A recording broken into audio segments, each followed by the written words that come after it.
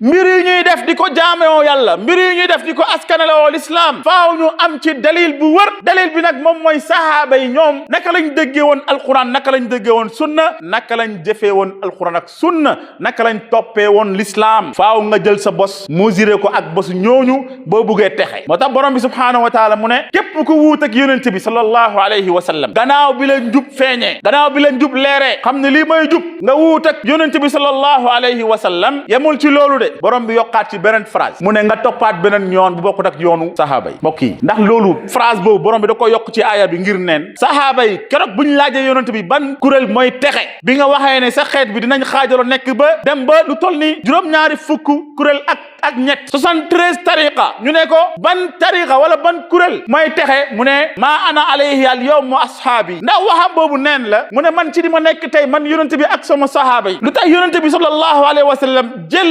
yoonam moom mi nga xamante ne borom bi subhanahu wa taala moom la jox l'islam moom la jox alquranul karim ngir mu jottali ñu ko moom nu muy jaamee yàlla mu ne yoonam boobu ak ñu ko topp bés boobu mooy ñan sahaaba yi ndax ñun ñoo ko toppoon bés boobu aljawaab la sahaaba yi kon lan moo tax mu yokku yoonu sahaaba yi ci yoonam ci beneen hadis mu ne na ngeen mooy ci sama sunna ak sama sunna sahaaba yi na ngeen ci mooy ba mu dëgër ndax képp ku yàlla may ci yéen mu gudd fan dina gis werante yu bëree